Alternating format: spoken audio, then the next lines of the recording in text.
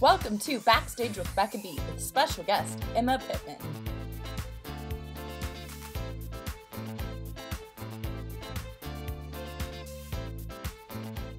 Hi everyone, and welcome to this episode of Backstage with Becca B. On this episode, this Mississippi native made her Broadway debut in Chicago as Roxie Hart after winning Broadway.com's Search For Roxie. She was also recently in the ensemble of Back to the Future on Broadway, and currently you can catch her as Cherry Valance in the 12-time Tony-nominated musical The Outsiders. Please welcome Emma Pittman. How are you? Good, how are you? Yes, fine. I'm glad to be here today. I'm glad we worked this out. Yes, me too. And I watched your vlogs last night too. Amazing, so good. Kind of like a full circle moment for you. Oh my gosh, it's very special. I'm really enjoying the vlogs, honestly. Oh my God, it's so cool that you get to do that. And Yeah. it's like it's gonna be on Broadway.com's YouTube channel forever. Ever. It's gonna be such a cool time capsule to be able to look back on. Yes, like as your career keeps going and flourishing. So I want to ask first to get started, have you always known that you wanted to be a theater performer? And like, when was the moment you realized?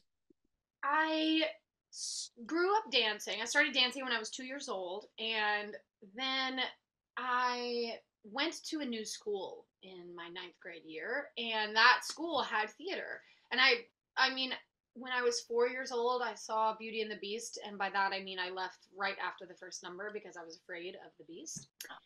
And then other than that, I didn't have a lot of access to theater, like seeing it number one, and definitely being a part of it number two. So when I went to this new school and I saw that they had theater, I was like, oh, like I loved the Wicked album and the Hairspray album that my mom and dad brought back after their New York trip. Like, I think there's a world where I could be interested in this. And I remember auditioning for their big musical, which was The Wizard of Oz. And I remember in the audition, the choreographer was like explaining the intention behind each dance step. And I was like, oh, this is what I love about dance is storytelling. So I think it was through my high school career, if you will, that I was like, oh, this is what I want to do. Okay, got it. Yes, and you have it all because you have the dancing skills too, which shows in two roles that you've done recently in Chicago and Back to the Future, really. Yeah, And oh my gosh, yeah, we were dancing around in that show. oh my gosh, that show had insane dance numbers, and Oh I yeah. definitely want to get into that later. But well, where did you grow up first of all? I saw like Mississippi or something. Yeah, that's right. I grew up in Okay. Mississippi. Yeah, it's about an hour. Where I grew up is about an hour south of Memphis, Tennessee. So the north part of Mississippi, in the college town called Oxford. It's where Ole Miss is, if you know anything about Yes. college. I'm from Texas, so I'm kind of like a Southern gal, but Oh, so you get it. Well, yes. yeah. But hey, maybe there'll be like more theater opportunities for people in that city and like the school you went to now. Oh That my like gosh, yeah, absolutely. I mean, since graduating, our theater program, well, actually, our school got my, let's see, like the last semester that I went to school there, we had moved into this enormous new school that they just built. And upon the building of that and moving forward into new developments, they've built a whole new theater for my high school. And I've gotten to have a tour of it. It's absolutely beautiful. It's a dream come true to imagine kids growing up and having access to that type of material and like facility. well, and they can see, hey, if this person from my town made it, then I can do it too. Nothing's stopping me. Yeah. So it's really cool. So your Broadway debut kind of happened in like an American Idol sort of way, kind of. That's exactly how I put it. Oh my gosh, the coolest thing ever. So you sent in stuff for Search for Roxie Mhm. for Chicago. What made you want to send stuff in for that competition? And going in, did you ever expect to win? Well, so actually, my college, one of my college professors, received an email. The search sent out like the PR team for the Search for Roxie sent out a bunch of emails to a bunch of schools that was like, hey, if you know anyone in your school system, like you should send them into this thing. And I had just graduated, but my one of my professors and Tony Award winning actors, Michelle Pock, saw the email and immediately thought of me. And she emailed me and was like, I really think you should do this. And I was like, yes, especially because you said it, but I agree. Um, so I sent it in, and I remember thinking, which is what I think about most auditions that I go on, like the chance to do the material at all is a gift. And I was like, no matter what happens, I'm just grateful that these people are seeing me, that I have the chance to say these iconic, historic words of this play that's been around for as long as I'm alive, basically. Um, so, no, I guess, but mostly because I was just so excited to do the material in the moment. Yeah, I mean, and also, I mean, I feel like going in for like a something that like everyone is sending in stuff for, it's like, well, like this is like a cool opportunity. My name's gonna be out there now. Like casting directors are gonna know who I am for the future. But like, hey, you got to the end of that competition. What was your reaction like when you were one of the three finalists? It was definitely giving dreams come true. And the two girls that I did it with, Kate and Khalifa, we became sisters. Like, we really, really bonded together over the process. And I think that the reason why Chicago is such a great musical that has stood the test of time because it is excellent writing. And that is the thing that we all like leaned into about our process was that it wasn't a competition of who could be the best. It was who could bring themselves to the part and who like which person they wanted to see do the role. It was literally just out of preference. It wasn't really out of like basis of competition for competition means, if that makes sense. So we all bonded together over celebrating each other's Roxies and what that looked like for each of us, because they were all so different, and it was unbelievable to be sharing that with the two of them. And I feel like the way every portrayal of Roxie is different, and like the characters from Broadway shows that have lasted for so long is different. Like that's what makes these shows last for a long time. A So, thousand percent. how do you go about bringing yourself to Roxie when you won the competition and started like doing rehearsals for the show? I mean, you know what's funny about Roxie is I feel like her journey of like seeing potential stardom was like the truth that I was living in the competition.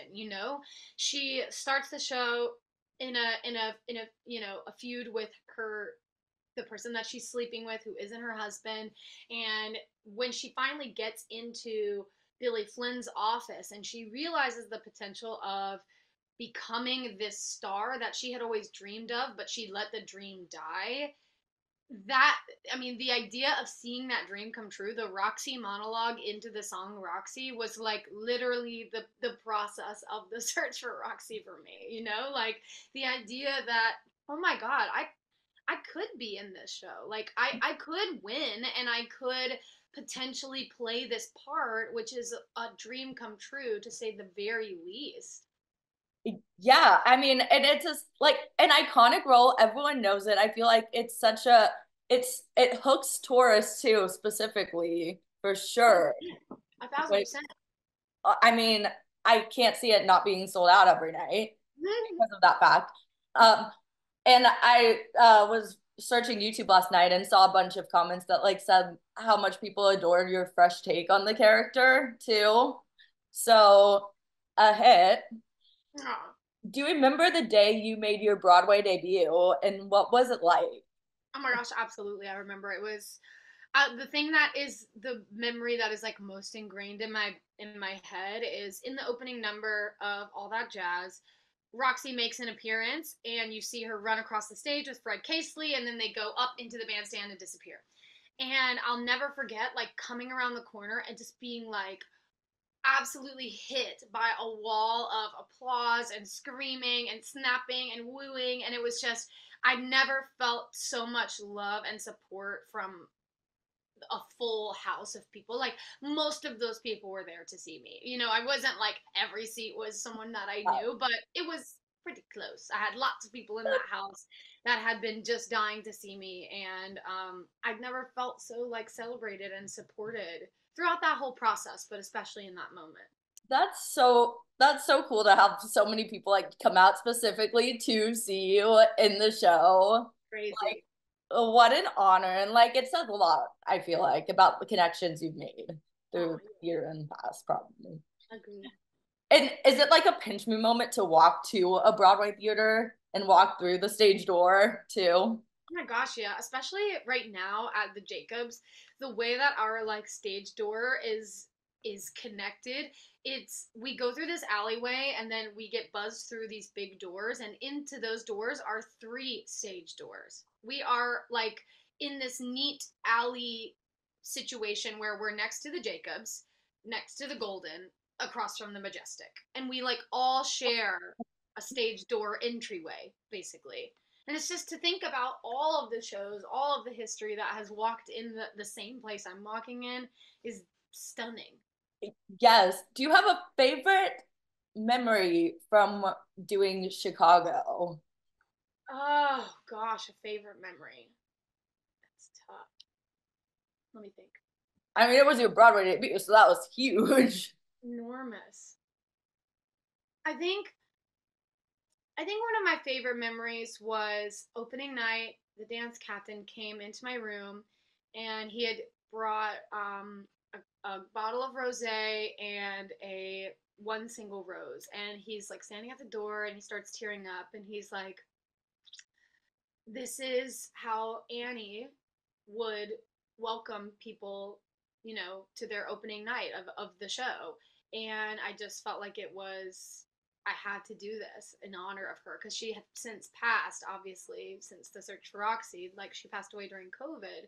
And it was something that I was like, I just felt so much gratitude, and also just like I felt the like her legacy in the room with us and in the night moving forward. Like, it was unforgettable. I feel like that's like you can officially like put yourself like in like on the map and be like, this is where I'm supposed to be. Like I've made it. I'm in the same room as all this talent and I'm on the same level as all these people.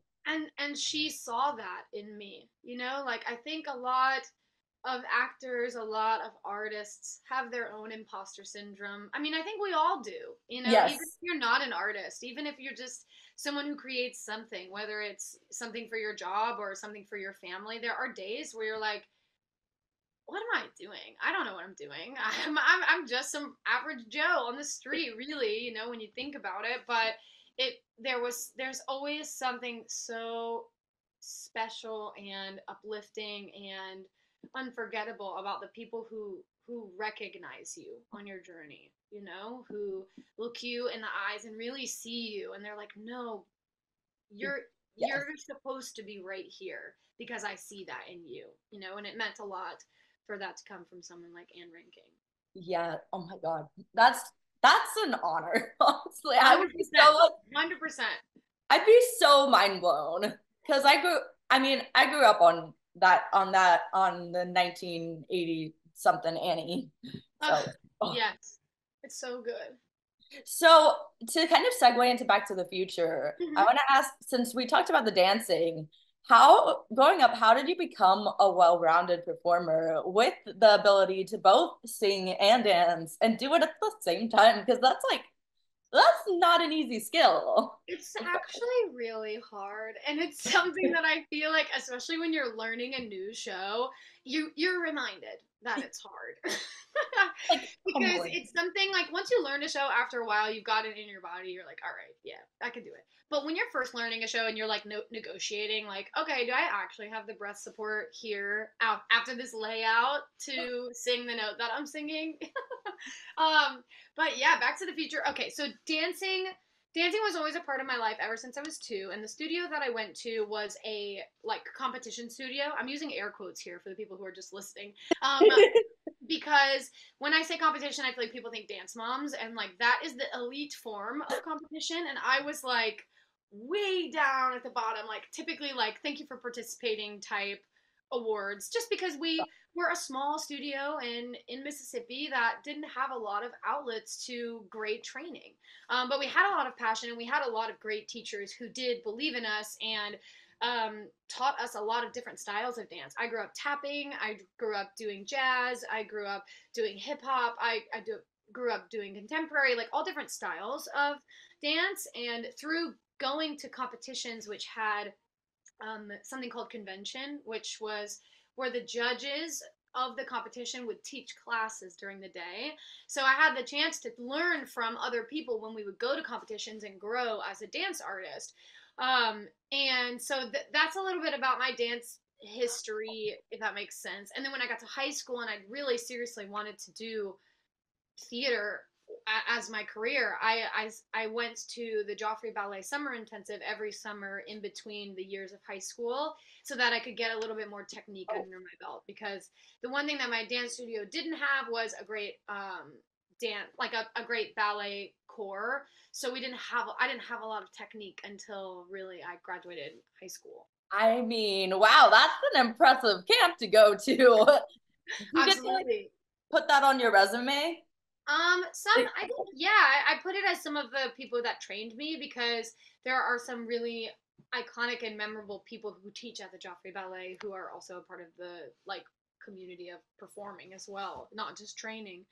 Um, but when it came to singing, I mean, I didn't really. I had always been someone that like sang along to the radio in the car, and I love music because I grew up dancing, and so I had lots of and I grow up. I feel like growing up in the South, there's a lot of like different types of music that are brought up with growing up there. And so when I got into theater, I could sing sort of, like pretty okay, but I didn't have like proper singing training. Like when it comes to singing technique, I was just kind of doing the best I could every day and making it work when I could. So I really hunkered down my like vocal training when I was in college. That's when I found a great teacher that I loved and like pushed myself in areas that would make me super uncomfortable, but with the leadership of the teachers who were at that college and who again saw me and believed in me and believed that I had the work ethic and I just needed to put in the time to get to where I was now. I feel like you were saying that like the dance studio that you grew up going to, it was a lot of passion and not a lot and like maybe it didn't have the like most reputable name, Yeah, but that passion gets you far. 1,000%. It's like passion and hard work and curiosity. Like never, I feel like in this industry, especially like in the craft of doing theater, you can always learn from someone, even if it's not something you're going to use, you are learning that their technique is not valuable to you. Does that make sense? And so that's information to then help you learn more and add more things to your tool belt moving forward. Oh, 100%. Mhm. So, what made you want to go into audition for Back to the Future? I mean, obviously it had been a huge hit on West End, A thousand but like percent. nothing, I don't think anything like that show has really happened on Broadway before. Oh It's my gosh, yeah. insane. So when I got the appointment from my agent and I remember seeing the choreographer and it's Chris Bailey, who is someone that I actually worked with in the fall of the year prior to that. We did a really cool, it's called an industrial gig where basically a big company pays for a production to be put on for an event. And so Chris Bailey and his wife Sarah Ogleby, who choreographed Shucked, they created with other people, a lot of other amazing creatives. They created this musical called Love Around the Block, and it was for Hermes in their new like opening of their flagship store on Madison Avenue. Or yeah, that's right. And so that's how I met Chris initially, and we like got along really well, and I loved the way that he worked, and so I was like, oh, I would love to just dance with him again. Like he's so much fun. His choreography is a blast, and it's always him and Sarah are just oodles of fun. Like if I could put an adjective as to who they are, is just they're the most fun people to work with. So I think I was just excited to be in the room with them again and see how they transformed this iconic movie into a musical. Yeah. And what was your favorite part of like seeing the final product of the musical? What was like your favorite scene to see on stage happen in front of your eyes? Because Oh my gosh. mind Well, blowing. I had the chance to like step out during tech and stuff. We would all sit in the house to watch some of the technical elements be put together. And the scene where Doc, who's played by Roger Bart, is on the clock tower, and Casey Likes, who is playing Marty, is in the car.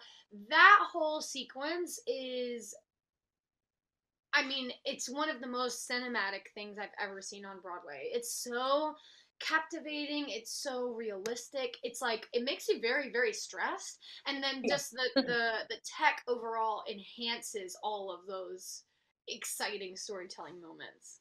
Oh my gosh, the tech would like I feel like scare me kind of in a way to do because of all the effects happening on stage. 100%. It's kind of amazing, but they had already worked it all out on the West End. So we thankfully were in a place where our like tech and preview process was basically just a long tech process, making sure that everything's safe, everything's working at the right time, cues are being called at the right time, and we get the flow of the show a little bit better.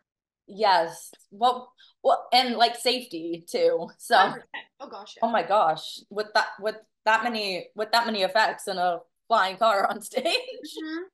Oh my God. I was not expecting any of that. And it's unbelievable in Oh, real life. wild, wild. Hmm. So the choreography in the show is literally insane. It also really adds to the show. So what 100%. was your favorite dance number in the show, and what was the hardest one to learn? Whew. Okay, let's see. I think I hmm,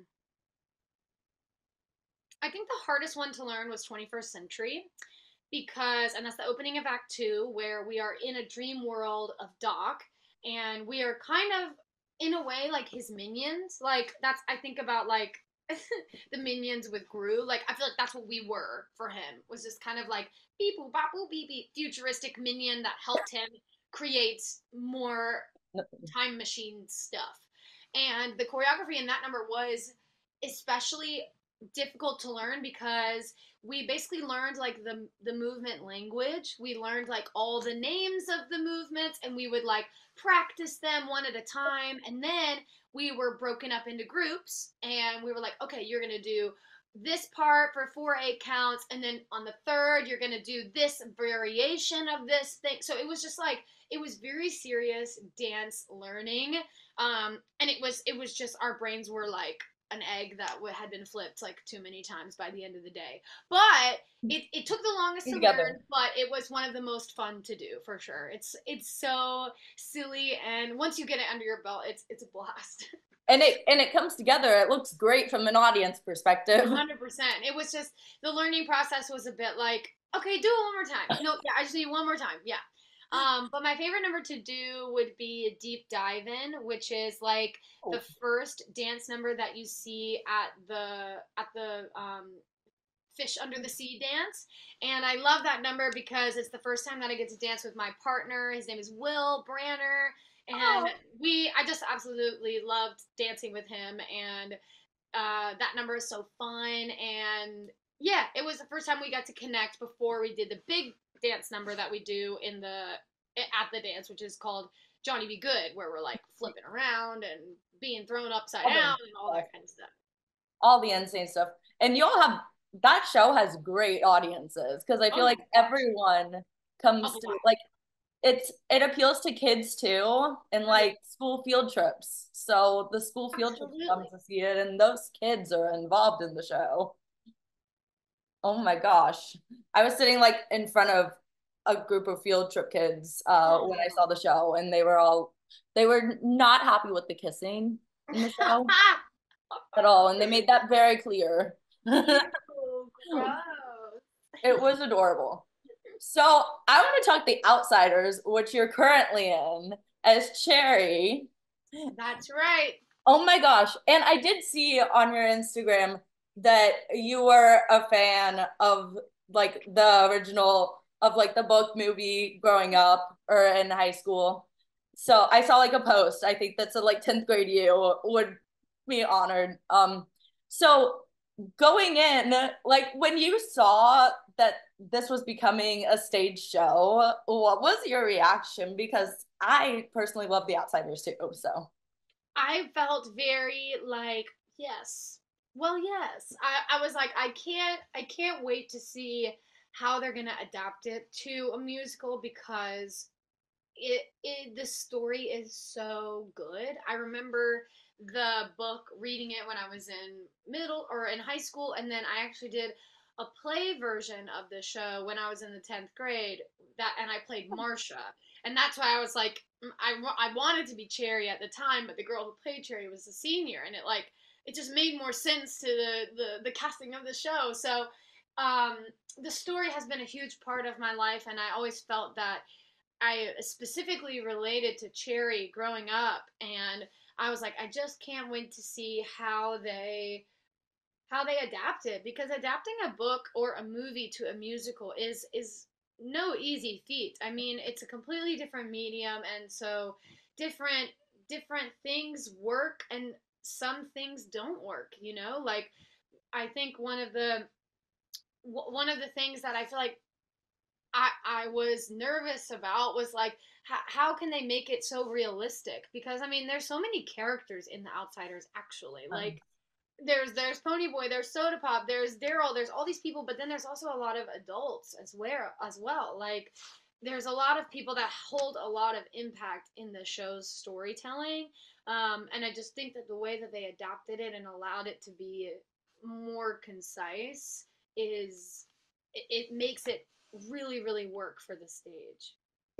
when you said there's so many names, I had like war flashbacks to I think like tests that we had over the material in Yeah. school. And I was like, I am never gonna get any of these answers right because these names are confusing the Yeah. heck out of me. Yeah. But I loved the movie and the book so much. I mean, Oh, the I book love and the that. movie.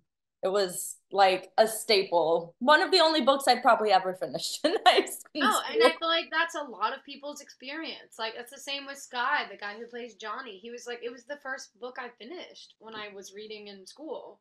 Yes, love that. What Yeah. was your audition process like for the show? Oh, it was amazing. Danya, our director, is like this incredible, fearless leader that is breaking all of these molds of like what we have all come accustomed to in doing musical theater auditions, and I think it has a lot to do with her background as a play director. Like this is her first musical ever, but I think that it's really beneficial to her. Like um I think it's beneficial in the way that she has then crafted our room. I think that her experience in directing plays only enhanced our ability to tell the story and create this world.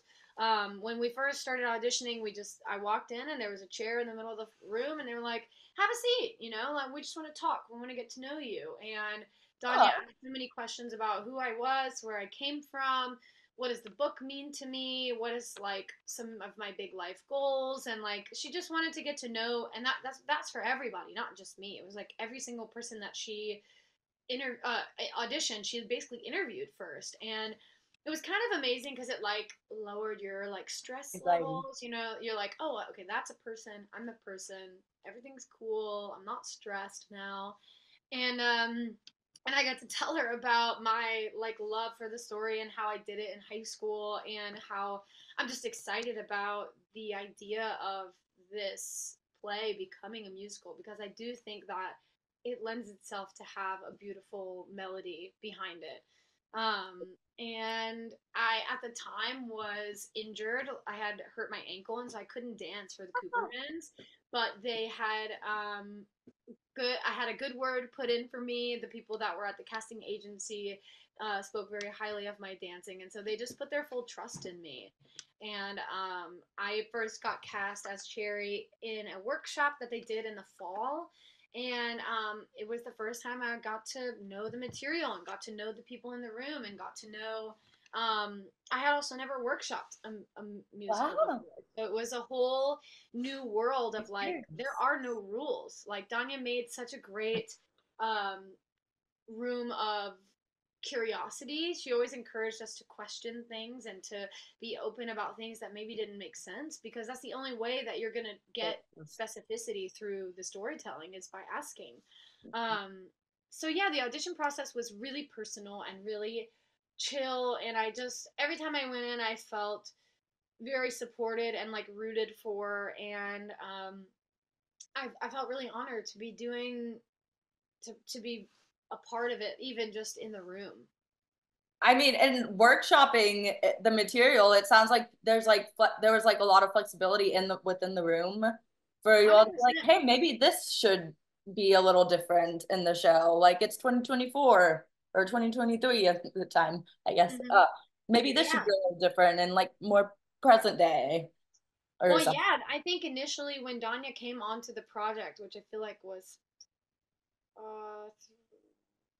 6 years ago, I'm not quite sure about that number actually.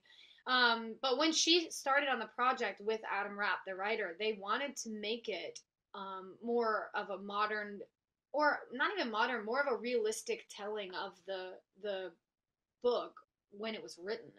And so that's why they cast it the way that they did, as mostly people who are white, or even white passing, being the socias, and then people of color as the people who are the greasers, because that was the reality of the history in Tulsa.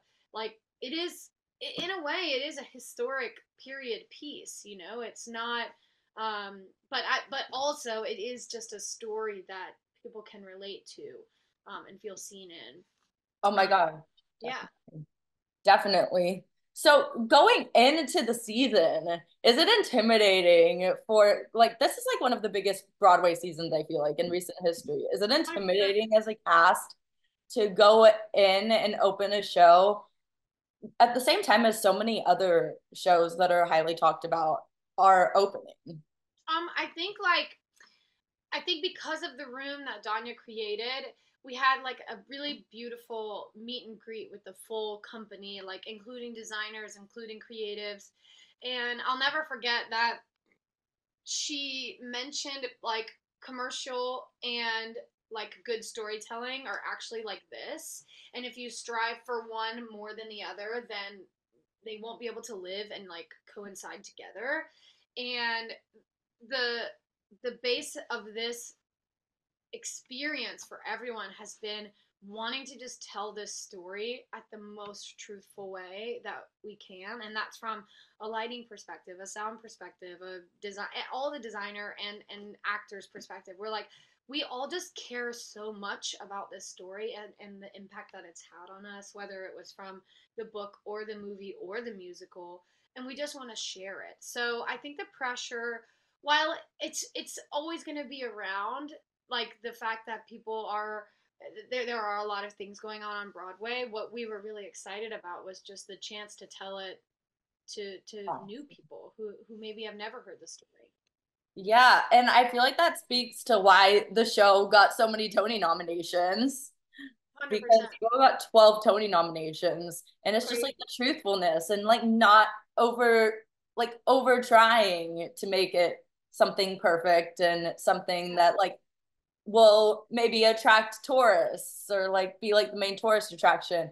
It's like let's get people to see the show because it genuinely is great and because we're Yeah, telling a good story on stage. exactly. I mean, the history of the popularity of the book comes from the story. Like, you know what I mean? Like, Susie Hinton is just, she was a 14-year-old girl in Tulsa, and she wrote this story about a fictional experience that she was seeing in reality. And it's something that everyone relates to somewhere in the book. It's like a universal feeling, it's a universal experience, and I think that's what makes this show so special. When did you get offered? I want to talk about the Broadway.com blog. When did you Okay. get offered that? Because like that's definitely full circle from the Broadway.com auditions 100%. to Broadway.com blog. Yeah, they reached out to me like the week of opening, so it was a little cuckoo crazy. And they're Yes. like, I know it's a crazy time, but like we would love to have you do our vlogs, and um, we want you to document your time and experience sharing have the opportunity to share what you're experiencing on the inside with the people who may not be able to come or won't be able to come for a while. And it has been insanely full circle. I mean, I love the team at Broadway.com. They're like obviously an enormous reason why I am exactly where I am in my career, and Right. getting to share this has been such a gift. I mean, I was just talking about it with one of our swings, Jordan. It's so cool to imagine people, young people especially, all over the country and all over the world who have this backstage scoop access, that so many people never got, or could have never imagined having. So Broadway.com is really, really cool for that. Oh my gosh. And your vlogs are so genuine, like the way you make them, everything is so genuine. Nothing is like staged. It's all just like you like geeking out about everything that's happening. Yeah, yeah. I'm so glad you said that. I appreciate that. What has been the biggest milestone with this show for you specifically? Like you've gotten to do a cast recording, which comes out May 22nd. Yeah, that's right. Yeah. I And do feel I like mean, that's a big milestone for me because I didn't we didn't do that for Back to the Future because they already had a cast recording in the West End. So this was my first cast recording, and it was so cool to be at Power Station, which is full of so much history, just with artists who come in and record, like not even theater artists.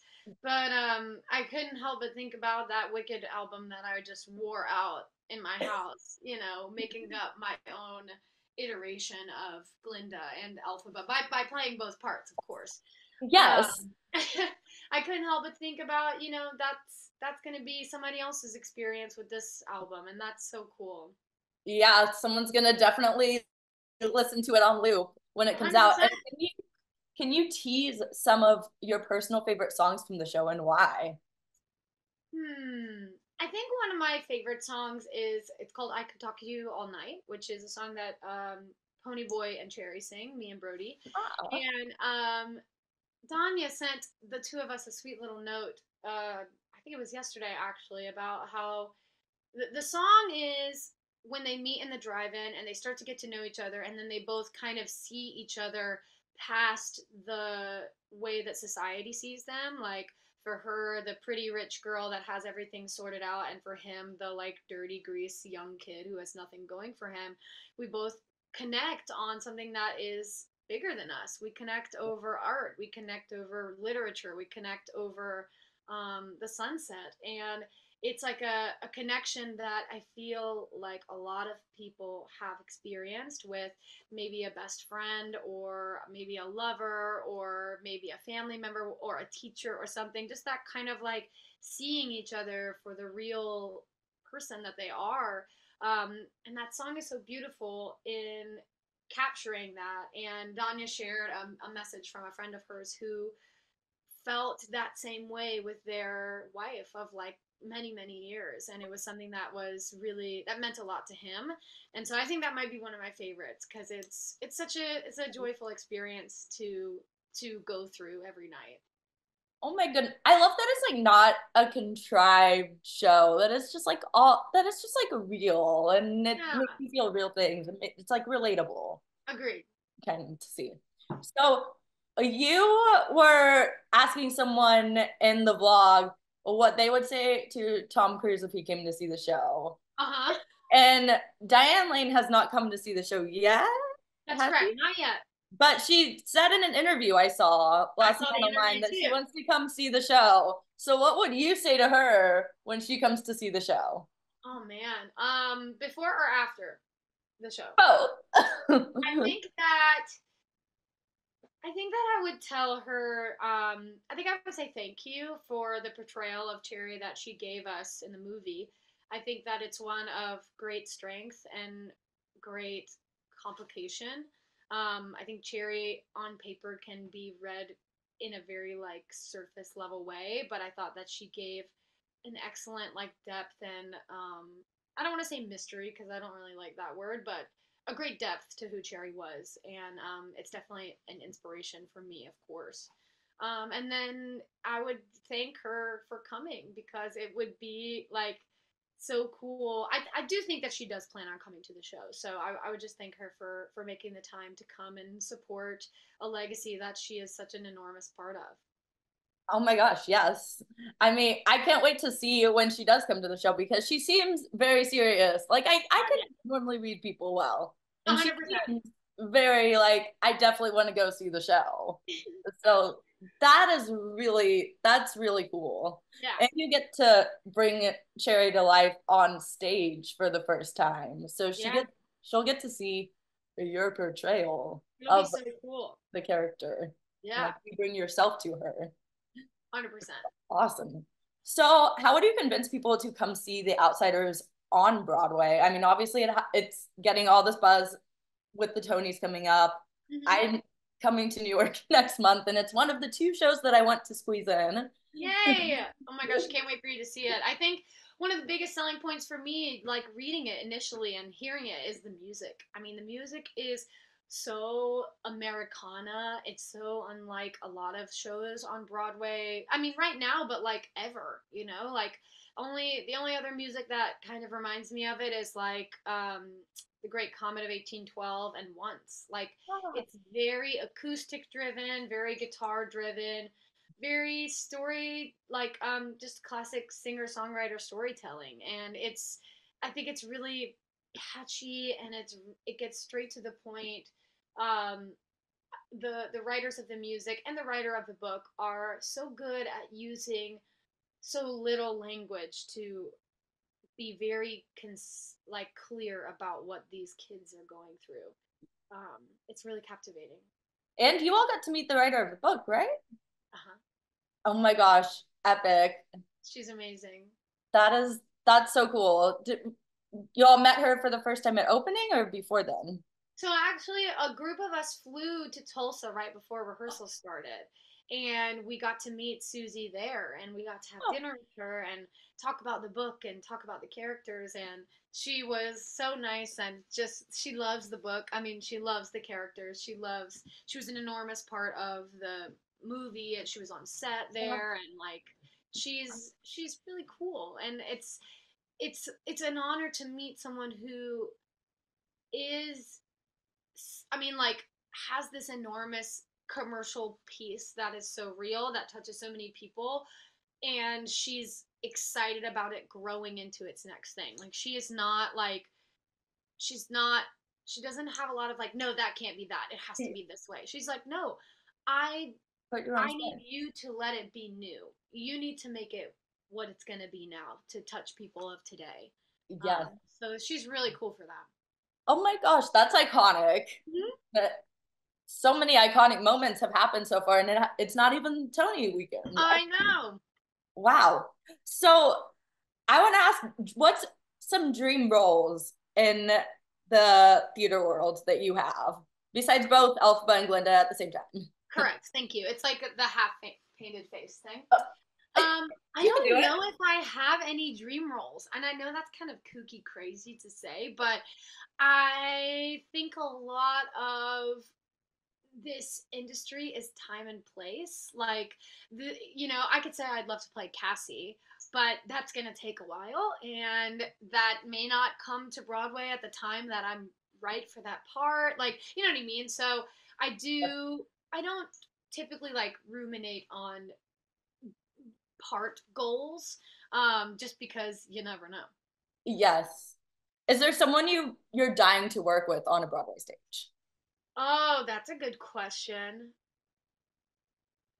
I'm trying to think of people that are working like right now. Robin Herder is someone that comes to mind just because she's super inspirational to me, especially as a dancer Oh my gosh. who like is forging this amazing Moulin Rouge. path as a storyteller. Amber Ardolino. Ah, she slayed in Beautiful Noise too. Well, yes, I think that there's a world where we are campaigning for our Roxie Velma in years to come. So Oh my gosh, yes. Do it. Be in another show together. Yeah, that'd be awesome. So to kind of like wrap up, I want to ask, how do you work on self-confidence in this industry? Because like it's a bear of an industry. That 1000%. I love that question because I think that a lot of my advice when it comes to doing this at all is you have to be yourself. And that means you have to know yourself, you have to love yourself, and you have to be content with yourself even when there are other people around you. Like not allowing someone who you admire to dim your light, you know? Like I think my dad would say a great example is like me and Amber. Like we are both very talented and we are both, we've had careers already, but we see each other not as competitors, but as friends. Like, and even if we didn't see each other as friends, she is never somebody that I would put down because she got a role over me. Like so much of what this industry is, like I said earlier, is place and time. yeah. And sometimes you might be 4'8" and they're looking for somebody 5'8", like it has nothing to do with your quality of voice or your dance technique or how you acted. Like sometimes it's as simple as your hair color. So allowing yourself to be inspired, excited, and true to yourself every time you do something is going to give you the freedom of confidence in a room or in your life. Yes, that, oh my God, like that 100% makes total sense. And I love the friendship thing too, because like Yeah, it doesn't help to be competitive. because Like, it's not about that. It's like no. the people who are going to give you jobs are going to give you jobs because they see you and they Yeah. like you and what you bring to their material. So then you're going to be surrounded by people who like you and want to support and uplift you. And if you're in a space where you're not doing that, get out. You know what I mean? I mean, and people don't want you in a room with someone if you're like not going to be supportive of everyone. 100%. So, where can people follow you on social media to keep up with what you're doing, to keep up with your vlogging, which is amazing. Everyone should go watch your Thank you, vlog. vlogs. So I am doing the Broadway.com vlogs, which you can find them on Broadway.com. You can find them on YouTube. The vlogs are called Call Me Cherry. So you can find them by searching Call Me Cherry, Broadway.com vlogs. That's on their YouTube channel. You can follow me at Emma Pittman Official on Instagram and on TikTok. Perfect. And I'll put that in the description below. And lastly, I want to ask, do you have anything that you'd want to promote that isn't The Outsiders related, or do you just want to tell people to come see The Outsiders on Broadway? I feel like what I would say is see everything. That's what I would say. I mean, come see my show, please. Yes, but there are so many beautiful shows happening right now all over the world. I mean, not even just on Broadway. Get out there, see some art, be inspired, see a friend, go out for dinner afterwards and talk about it because community is what's going to always keep us surviving. Oh my God, love that. Love that. And I mean, the show started on the West Coast, so like you never know what you're seeing that could be on Broadway getting nominated for Tonys tomorrow. 1,000%. Amazing. Well, thank you so much for joining me to talk today. I Anytime. was thrilled that you were able to because I mean The Outsiders has just been one I'm looking forward to this season. So I can't wait for you to see it. You'll have to let me know when you come and we'll take a picture at the stage door. so excited to see it. I'll definitely let you know when I come. Thanks for watching this episode of Backstage with Becca B. You can follow me on Twitter and Instagram at Becca B Talks TV. Or for more exclusive content from this interview and more, you can follow me on Instagram and Facebook at Backstage with Becca B.